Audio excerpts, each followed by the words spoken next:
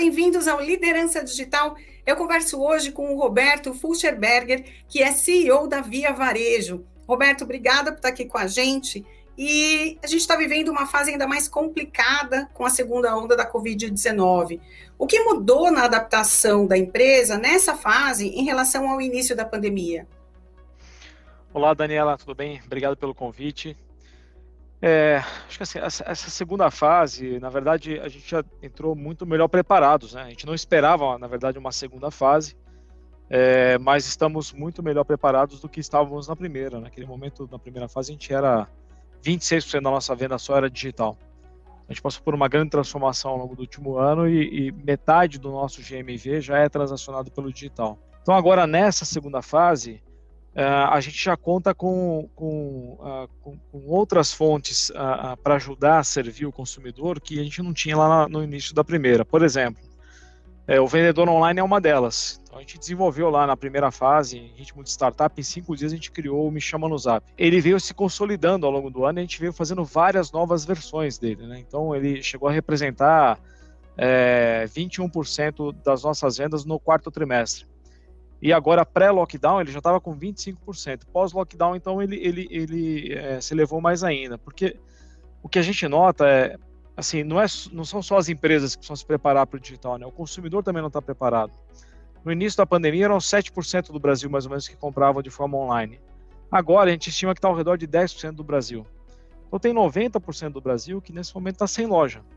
E ter o vendedor online, já com a tecnologia que está embarcado nele, ajuda muito, porque é uma forma que a gente tem de humanizar a tecnologia, porque a tecnologia ela é um meio, mas no final do dia a gente está lidando com um ser humano que está ali do outro lado, que é o nosso cliente, e ele tem a expectativa de um atendimento mais humanizado. Então, o vendedor online facilita isso, ele faz a mesma jornada que a gente tem lá na loja física, a gente consegue também fazer na jornada digital. O que vocês notaram de mudança de comportamento nesse novo consumidor que ingressou no online? O consumidor agora, vamos voltar ali para janeiro e fevereiro, que a gente estava com quase todas as lojas abertas naquele momento, a gente vê que o consumidor ele está migrando de um lugar para o outro à medida que ele tem a necessidade. Então, é a jornada de compra daquele momento. Então, a gente vê muitos consumidores que a gente inseriu eles no online no ano passado e ele estava na loja agora comprando no começo do ano. Ou ele estava começando a jornada com o vendedor online e indo retirar o item lá na loja. Então, o que a máxima nossa aqui é que, assim, quem vai definir o jogo é o consumidor, ele que define aquela jornada daquele momento. Cabe a nós aqui estarmos prontos para atender ele como, onde e quando ele precisar. Vocês tinham algum planejamento de fechamento de lojas de forma permanente e mudaram isso? Ainda tem esse planejamento por causa desse comportamento do consumidor na internet? Tinha várias ruas no Brasil em que a gente tinha mais de uma loja. Às vezes tinha 3, 4 lojas. Isso se deu lá atrás, quando o carnê era pago somente dentro da loja, então tinha uma fila enorme para pagar o carnê, foi se abrindo mais lojas para receber. Aí a gente acabou avaliando que teria aí umas 100 lojas, mais ou menos, que talvez não precisasse existir no portfólio de lojas. E a gente veio fazendo isso desde o terceiro trimestre do ano passado. A gente acabou que umas 80 lojas, mais ou menos, a gente encerrou. Mas, em contrapartida, a gente está inaugurando 120 lojas novas esse ano. Então, fazendo uma cobertura melhor para Norte e Nordeste. A loja, para nós, deixou de ser aquela loja como a gente conhecia no passado. A loja virou central de relacionamento com o consumidor. Então, para você ter ideia, todas as nossas lojas têm Wi-Fi. Então, o consumidor vai lá, até nesse momento pré-lockdown, muito consumidor usando a nossa loja de home office. Ela virou também a logística de última milha. Então, seja para nós fazermos a entrega da última milha, seja para o consumidor retirar o item que ele comprou. Eu vou te dar um exemplo. Nós não estávamos até pouco tempo atrás no Pará, mas todo mundo conhecia a marca Casas Bahia. Ela fazem mais de 30 anos que a Casas Bahia divulga a net, tudo aquilo que ela divulga. Então, quando ela põe uma inserção em algum canal de TV, ela põe para o Brasil inteiro. Então, quando a gente entrou no Pará, foi agora no quarto trimestre do ano passado, o que a gente viu não foi os consumidores querendo conhecer a gente viu os consumidores, poxa, até que enfim vocês chegaram aqui, né? Se divulgam há tanto tempo e não estavam aqui. Então a gente já vendia bem online no Pará, apesar de não ter a loja física. Quando a gente entrou com a loja física, a gente vê a venda online exponenciando. Por quê? Porque a logística de proximidade é fundamental para esse modelo de negócio. Você comentou de última milha, né, Roberto? Que é aquele momento da entrega final, é a última ponta da entrega para o consumidor, que costuma ser um gargalo para muitas varejistas. E vocês fizeram uma aquisição de uma empresa de logística, e entendo que é uma aquisição para resolver uma parte desse problema. A Zapilog economizou para a gente uns 15 meses de desenvolvimento. Ela já tinha uma plataforma pronta, que na verdade é como se fosse um Uber logístico de entrega de última milha, e a plataforma estava pronta já. E para eu desenvolver, eu gastaria lá 15 meses, mais ou menos. A gente foi lá, fez a aquisição, em 3 meses já estava totalmente integrado aqui com o nosso negócio, as APIs já estavam todas conectadas, e no 4º mês já era a maior transportadora logística do nosso negócio. A Zapilog tem mais de 200 mil entregadores cadastrados nela. Então, assim, toda vez que o consumidor faz uma compra e a gente está cada vez mais colocando inteligência artificial e machine learning na distribuição de mercadoria para as lojas para tentar ser mais preditivo. Então, quando o consumidor compra algo conosco, a gente vai rapidamente verificar, por exemplo, eu posso ter esse item que ele comprou na última milha dele em uma loja próxima. Então, é muito rápida a entrega. A Zapilog recebe o pedido, passa na loja, retira e já entrega para o consumidor. Isso dá para nós ganho de várias maneiras. Primeiro, no tempo de entrega para o consumidor, a gente reduz muito o tempo de entrega. Segundo, a despesa é muito menor, porque é muito mais barato fazer uma entrega partindo da loja do que um caminhão saindo do meu central de distribuição indo até o consumidor. Assim, a gente acaba até emitindo menos monóxido de carbono. A gente está partindo com carros pequenos e às vezes até carros sem motor, bicicletas, por exemplo, para fazer essa entrega. A tecnologia, ela está muito mais acessível. Então, a gente não tem aqui a necessidade de desenvolver tudo aqui dentro. A gente quer mais chamar os desenvolvedores, os empreendedores brasileiros para participar desse ecossistema. Até cola muito no ano passado, a gente também fez uma associação com a Distrito. Nós compramos uma participação na Distrito, que é o maior hub de inovação do Brasil. Qual era a nossa ideia com isso? A hora que a gente viu o sucesso que foi a Zapilog, a gente falou, poxa, quantas mais as Zapilogs em outros diversos segmentos será que já não estão prontas para plugar aqui no nosso ecossistema e a gente queima várias etapas? Então foi isso que a gente fez, a gente gerou um programa junto com eles, foram desenvolvidas 7 squads aqui desde setembro mais ou menos do ano passado. A gente levantou várias necessidades da Via Varejo para o que ela é hoje e para o que ela vai se transformar. Essa companhia vai muito além de varejo, então a gente está olhando várias outras vertentes. E agora a gente fez um programa onde a gente está chamando todas as startups e fintechs do Brasil para se colar nesse ecossistema. Já tem uma curadoria, tem mais de 20 pessoas já fazendo análise e curadoria das startups que estão se plugando conosco. Aí a gente está olhando em todos os sentidos, seja, pode ser para comprar, pode ser para a gente acelerar essa startup, ou pode ser simplesmente para prestar serviço para nós. Então, a gente viu o seguinte, essa inovação aberta, ela tem o potencial de acelerar muito a transformação digital do varejo. Vocês também têm uma atuação forte agora na área de pagamentos, com carteira digital, Pix, pagamento do carnê digitalmente. Essa é uma vertente que veio de relacionamento com startup. Como é que foi isso, Roberto? Mais ou menos uns 2 anos e meio atrás, 3 anos, a gente começou um investimento numa fintech chamada Banqi.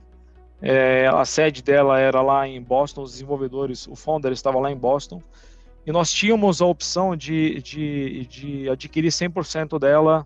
Ao longo do ano passado, nós exercemos essa opção. Ali mais ou menos em agosto, setembro, a gente começou a acelerar o Banqi. Então o Banqi, na verdade, é uma grande carteira digital. Para você ter uma ideia, de setembro para cá, a gente já tem 2 milhões de contas abertas. É um número impressionante, é um custo de aquisição quase que zero. Por que quase zero? Porque esse cliente já tem relação financeira conosco.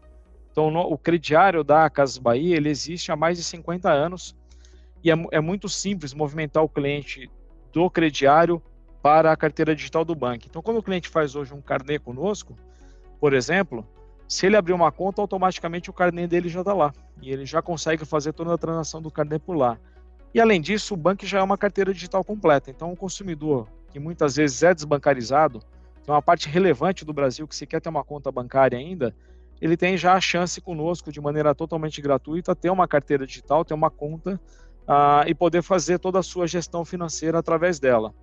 Mesmo o nosso carnezinho famoso da Casas Bahia, ele virou digital agora durante a pandemia. Então, nós refizemos todos os motores de crédito da companhia.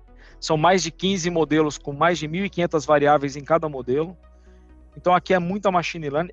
A cada novo crédito, o modelo se auto-alimenta. E isso fez com que a gente, mesmo em um ano de pandemia, com as lojas fechadas, a maior parte da entrada de crediário é pela loja, mesmo em um ano tão complexo assim, nós aumentamos em R$1 bilhão a nossa carteira de crédito no ano passado e reduzimos a inadimplência.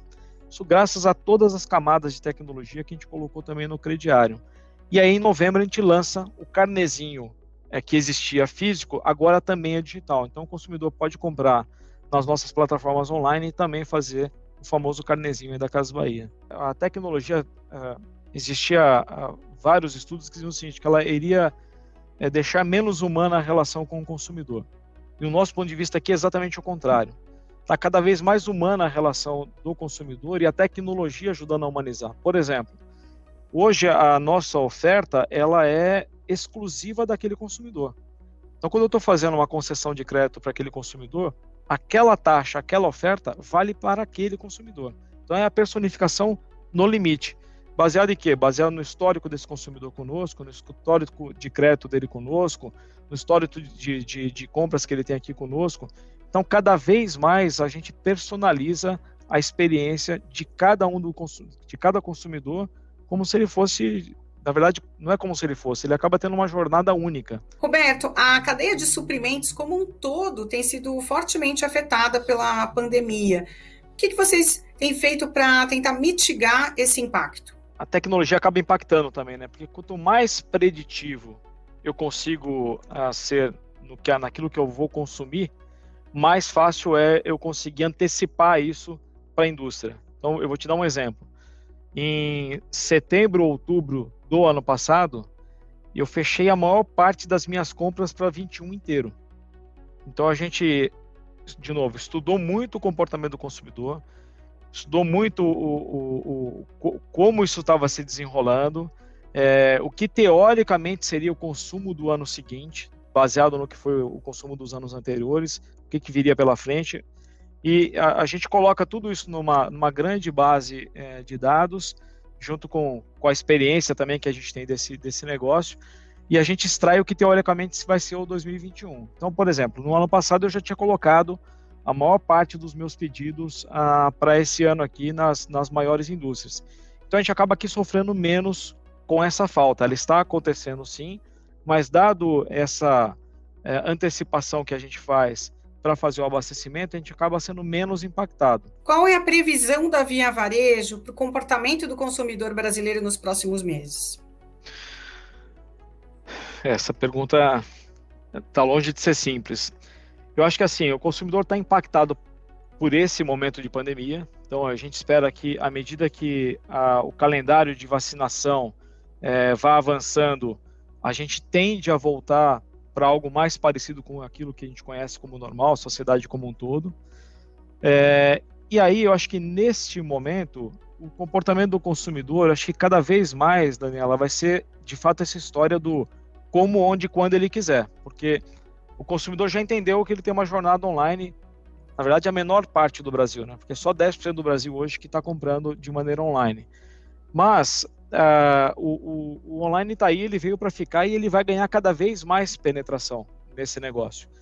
Mas o consumidor não quer só um online. O consumidor quer satisfazer aquela necessidade dele naquele momento. E cada hora vai ser de um jeito. Então, eu acho que não vai ter um comportamento único, exclusivo. Não, acabou a pandemia, o consumidor vai todo para a loja física. Não existe mais isso. Ou ele vai todo para o digital. Também não existe.